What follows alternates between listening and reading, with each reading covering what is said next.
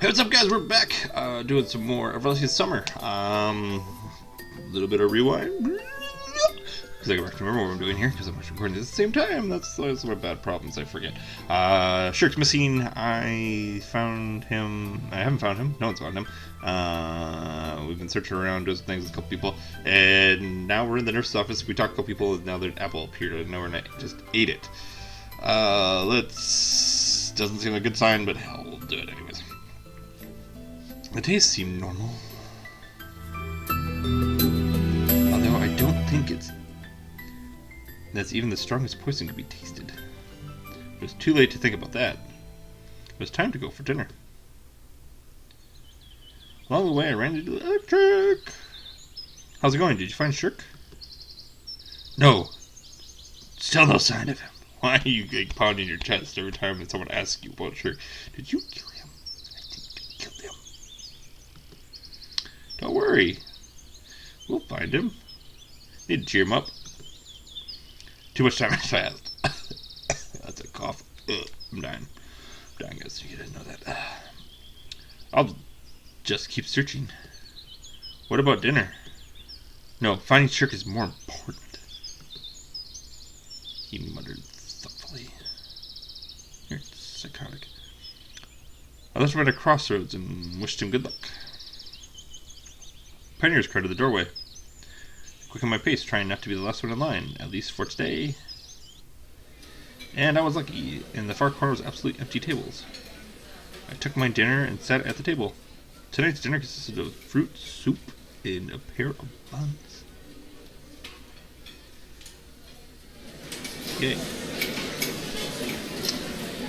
This had surprised me at first, but then the taste was actually nice. I concentrated on eating. Lena, let's go here. There's 3 free chairs. Oh no. Lena and Miyuki stood in front of me. Hey, Miyuki. Are these taken? Wondered Lena. No, take a seat. Of course, I wish she was alone. Thank you. As soon as Lena, then Zuck. Zena? Was that the name? I don't remember. I'm trying to names wrong. Jumped from behind her back. Oh, hey, you're creepy. I'll sit here.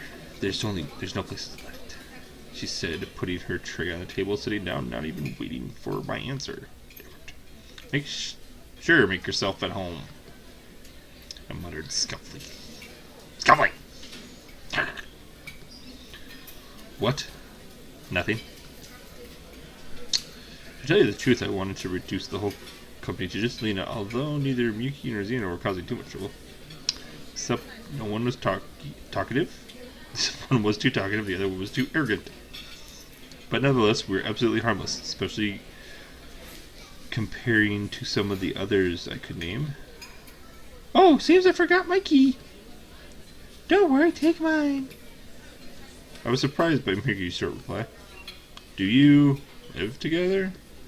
Of course. Didn't you know? Together, our cabin is the rearmost. I mean the farthest from here. I mean the last one. I couldn't have been more surprised if someone told me that Lena and lived with Slava.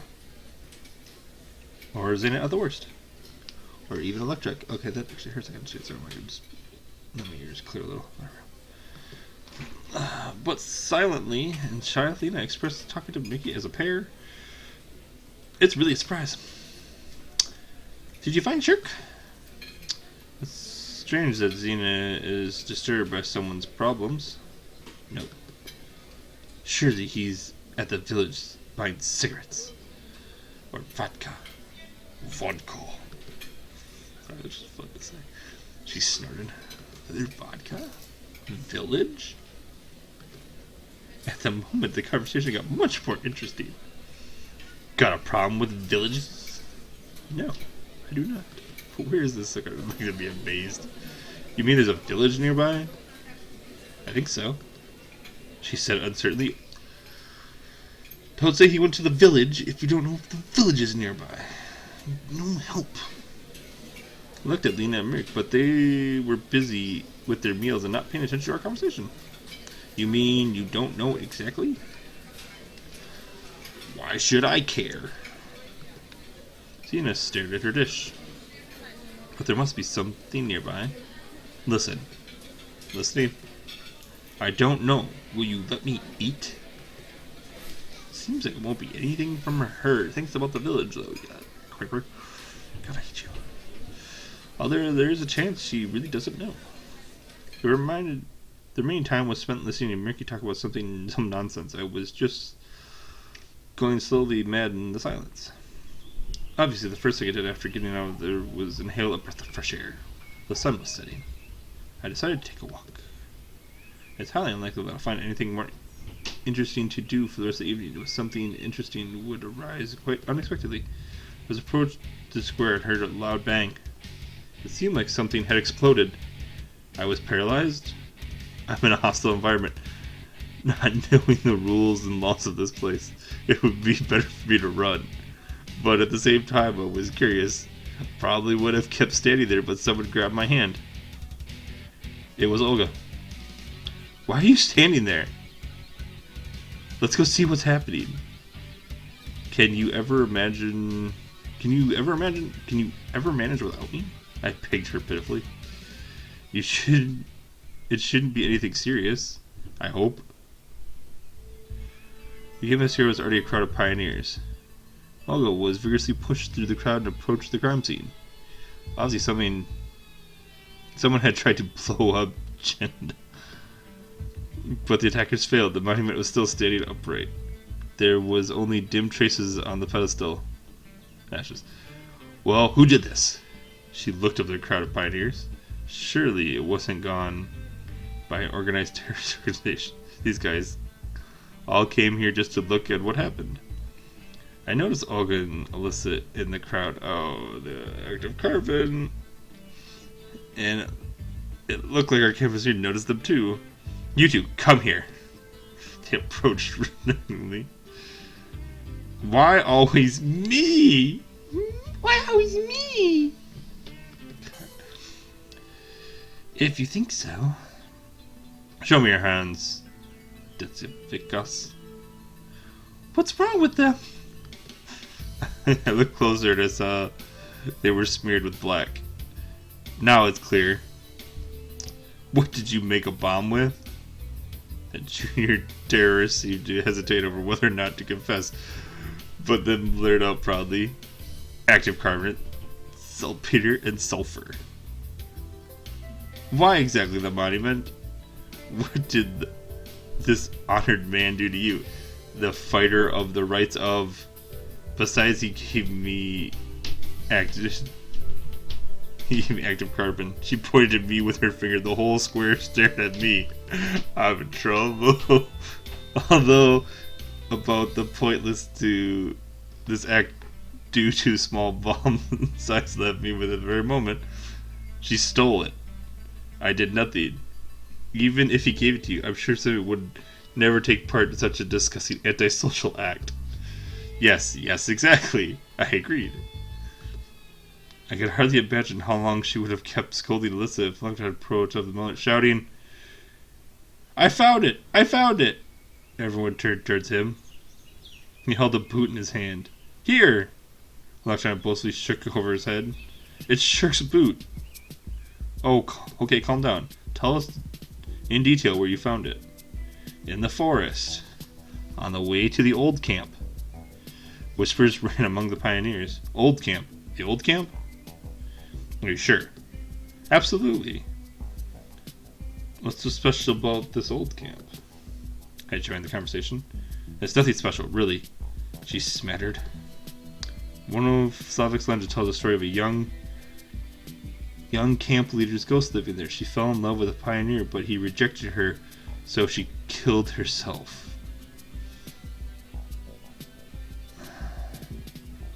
That's a little that's disturbing. Something I don't like this. That's creepy. She committed haikuri with a kitchen knife. The next day, the boy was hit by a bus. What? Olna ran out of the crowd. Bus? I refrained from asking about the route number. But science doesn't acknowledge the existence of ghosts, so we have nothing to be afraid of. Anyway, somebody should go there. Suddenly, the crowd started to thin out. Uncle, it's almost night. Maybe tomorrow? I turned around and saw Slava and Lena. What if at night something happens to him? No, today. Right now. Right now. Now. By the way, where is this place? Electronic roughly described it to the director and told me the story of the old camp. The camp leader looked at me intently. Oh, God. If you think that you're the only man here. Electric's here! I looked around the area. Of course. Electric was quick to flee. Bastard. I still didn't want to walk in the woods alone. If you ask me, I would. Oh, fuck me. Oops, sorry. I'm trying to swear. Oh, jeez. None of the above?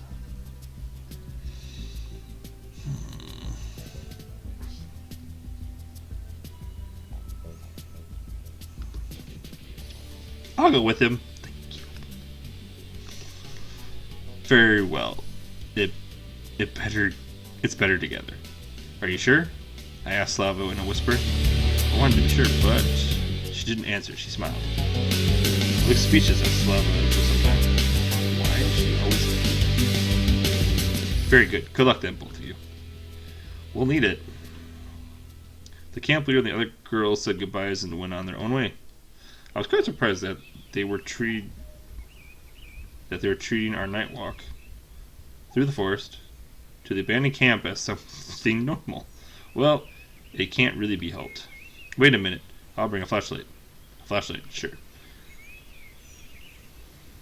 While I was waiting for Slava, I had a strange thought. Why is she always so kind, sympathetic, and ready to help? Why does she have to go with me to God knows where? It's always the quiet ones. Should I be concerned about her? I'm back! With a smile, Slava gave me a flashlight. Shall we go? From what lecture that the old building was built right after the war. It looked like a kindergartner or like a barracks. The kindergarten or the barracks definitely would hold less pioneers than today's camp. It had been abandoned for about 20 years. It was now totally dark. It seemed like the forest was afraid of us as we were of it. Trees politely moved away, cropping the sides of the path, patiently watching us. An owl hooted somewhere far away, but more quietly than usual. I wasn't afraid walking next to Slava. Probably any other situation, even the real world, I'd be too scared to go into the forest without the path. But I tried to get rid of these thoughts. Although it was strange, Slava probably smoothed my self-preservation instincts and sense was really blunted. If I continue this way, I'll jump towards some beast with a smile on my face. You're not afraid of all, are you? Meaning? Slava turned to me and looked at me, smiling in a strange way, either with misunderstanding or in a gentle mockery. Or maybe I was just seeing things. Well, night, the forest, old camp. Yes, it sort of gives me the chills. Just sort of. Are you afraid? No, well, yes. It's a natural human reaction to this kind of situation. I didn't want to show my fear, but I was really scared. Just felt that being scared is what should be in a situation like this. It was like my body had stopped producing antibodies to fighting against an infection. I was scared. What are some of the sentences in this thing? Things like that. I was scared, but not by the knife verse, but by the fact that I was reacting to everything that was happening in the wrong way. On the other hand, I didn't want to make a fool of myself. I see. Slava smiled again and continued walking. The path, surrounded by trees and bushes, was becoming more narrow. The deeper we went into the forest, the less clearly we could see the moon. For a moment, clouds hid the moon and everything was submerged in almost pitch black of darkness. Oh, God. Open your eyes and freak out. I closed my eyes tight, and when I opened them, the moon had taken its place again and painted the world the bright white colors of its night shroud. I only realized how much I hate the dark. Finally, a clear space appeared ahead, and a minute later we were standing on the edge of a forest glade. There's a ramshackle old camp building, encumbered by the rain, rusted, and beetles. It smiled at us with broken windows and a cap-toothed mouth. A silent rebuke of the dead to the living could be read in this smile. Just gonna turn my head like this. Go. What the hell? The cemetery frog flooded the whole glade of ghosts, ghouls, zombies, devils, and other evil entities seemed to loom from the haze. It was light enough to give an average person a heart attack, or at least a panic attack. If Slava hadn't taken my hand, I surely wouldn't have been able to stand it. It won't be scary this way, she smiled. I couldn't say anything else, just grasped her tightly. What am I even doing here? Looking for Shirk at night in a forest? Here? How could I ever agree? There's not a single normal person who would, but the world around me can't really be called normal. I tried to persuade myself that finding the answers and that I can't get any worse.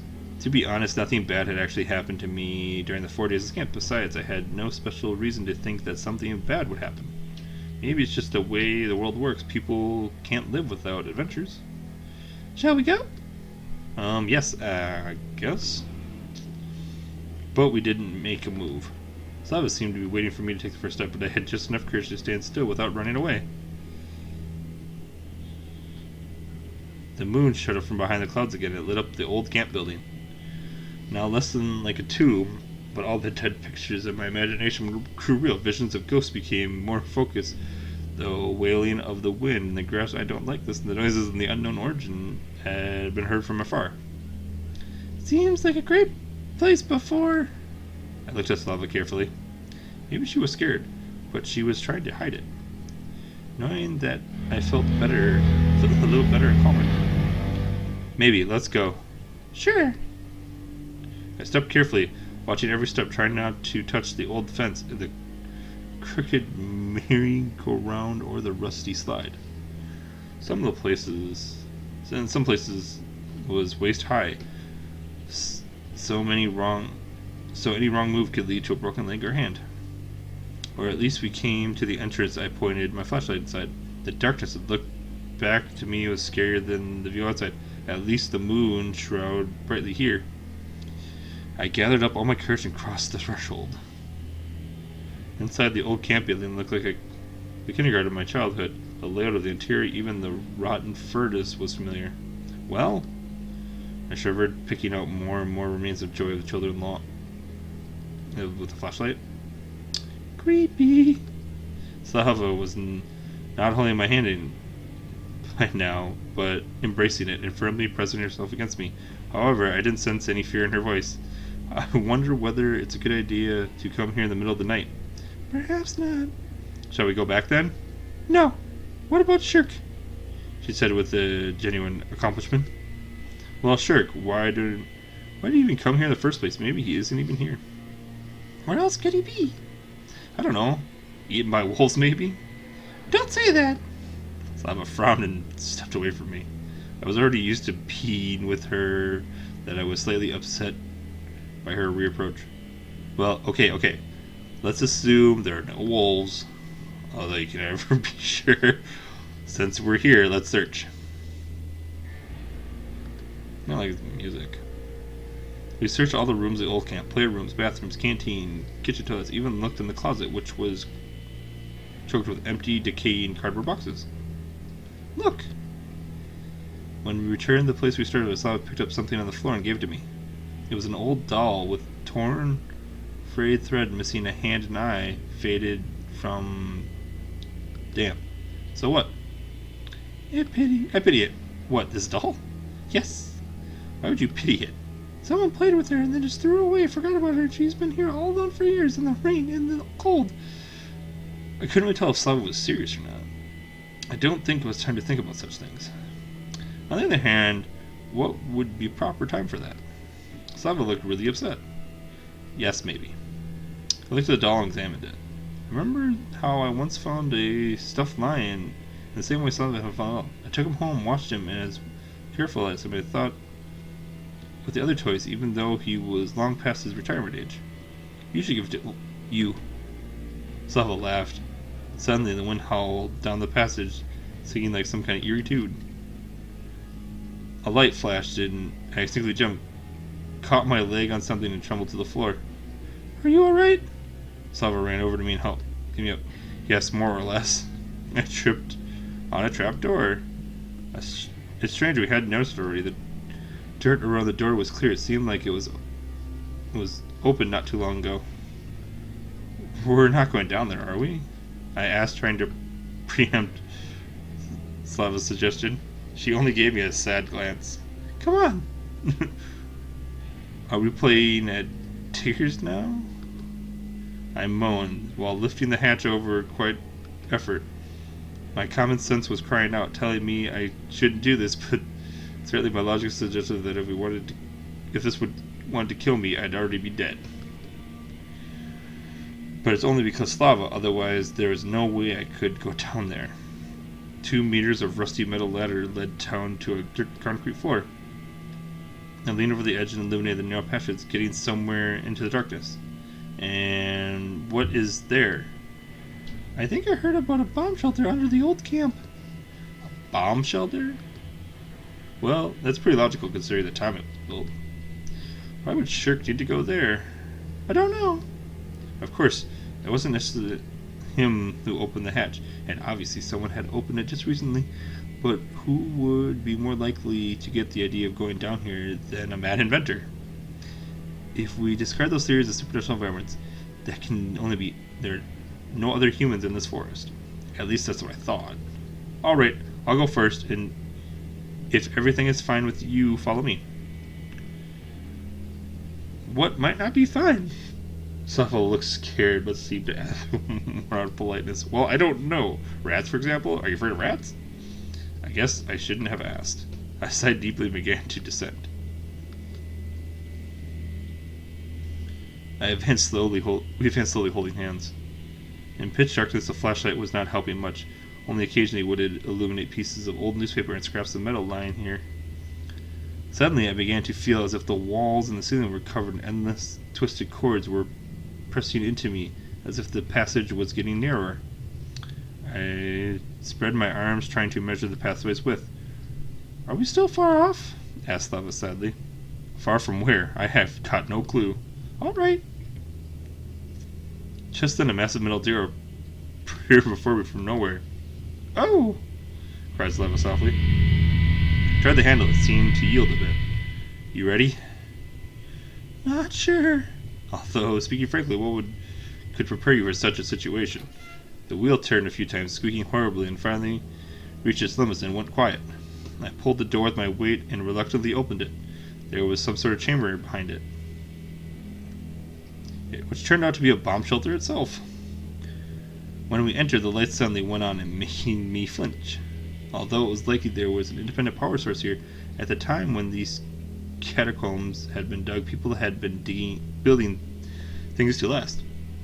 The bomb shelter looked exactly like I imagined. It had everything you need, just seen prolonged human assistance during the war, and lockers containing chemical protection sheets, gas masks, dry rations, and water cans. And on the far wall, I noticed a lot of various tools, precision measure, radiation meters, and radios, and some others. However, this place looked like nobody had used it, which was not actually that surprising. Furthermore, it looked like nobody had ever entered it after it was built. Slava gave me a questioning look. Well, Shirk's definitely not here. But was he here? But was he? No idea. If he was here, he couldn't have just vanished. I looked around the room again and noticed another door to my left. Maybe there? However, the door wouldn't open. What if he barred it from the other side? But why? I don't know. Still, it was quite possible, assuming he was there at all. But the look of things, Shirk was hiding, maybe running from someone. Such thoughts made it uneasy, and I felt putting myself on the other side of the door as fast as I could. I pushed hard, but the door only gave a dull creak. Here, maybe this would work. Oop, handed me a crowbar. I fumbled with it, considering how I could better tackle the door. Let's give it a try. Using my strength, I managed to pull the door off the hinges and crush to the floor. While I was recovering from my effort, I pointed the flashlight toward the new open passage. There's a corridor in here, just the same as the previous one. Jeez, this place is a real maze. Shall we go? Hold on. I sat down on the bunk, looked at the dusty pillowcase, and wiped my forehead. Let me catch my breath. Slava sat down next to me and began to study the details on the floor patterns. Better turn off the flashlight for now. Oh, yes. She blushed slightly and clicked this switch off. It's just plain creepy. I caught myself thinking of that I had not been treating these events for real for the last half hour. As if they had not been happening to me, as if they were just a dream. Just like back then, 4 days ago. The first minutes after I found myself here. Yes, lately I might have started to get used to this world, this reality, as it has become reality for me. And feeling deep in my soul, I'd find an exit was not so acute anymore. But now again, in the blink of an eye, the forest, the old camp, the bomb shelter. There was obviously something supernatural about it, but neither was anything normal like anything from my previous life. Yes? I agreed. Don't you find anything strange? What exactly? Well, the fact that we're sitting here, just you and me in the night, and it wouldn't be normal in such a situation. Instead, wait till morning and call the police? Yes, I guess so, she replied thoughtfully. Of course, I almost volunteered. I shouldn't have. Well, almost isn't quite right, but still. We just wanted to help. If Shirk is here, we should find him as soon as possible. At this rate, we'll be the ones they're looking for, you know. Did he manage to get lost here? Slava looked frustrated. Alright. I didn't mean anything like that. Maybe he's not here. Maybe he's actually went back to camp a long time ago. Yes, maybe. But we should still check, right? Of course. Slava got up and held her hand out to me. It seemed that she wasn't afraid as me. Although I was already tired of being scared myself, and I only wanted all of this to end as soon as possible. This corridor was identical to the other one which we came through to get to the bomb shelter. I was walking at a slow pace, carefully watching the floor, checking from time to time whether the passages were getting narrower. Look! Slava had held my hand tighter and pointed to the breach in the middle of the tunnel. It was wide enough for a man to climb through, or fall down. Maybe. I pointed the light down, but it seemed to be nothing but ground at the bottom.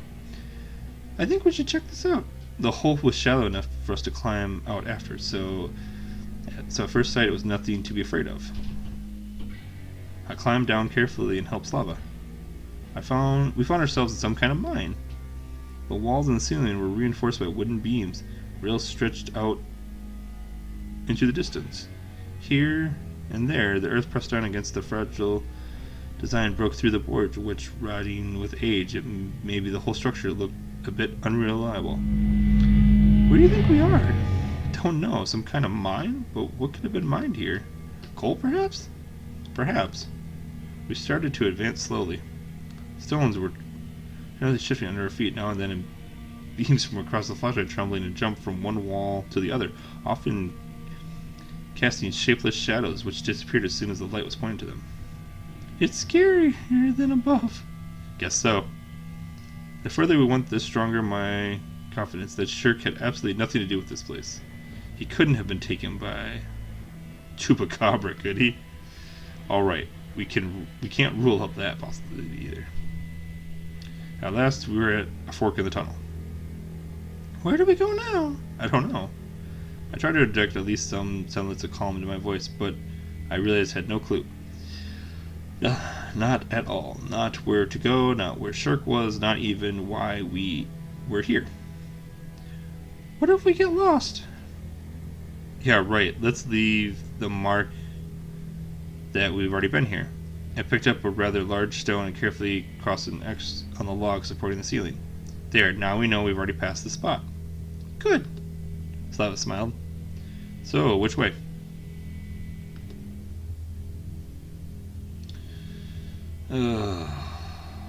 That arrow says point left. Let's go left. It seems that there's another fork in the road.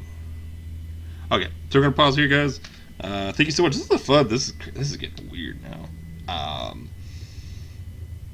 This week's gonna creep me out forever. Other than that, I will see you guys later. Bye.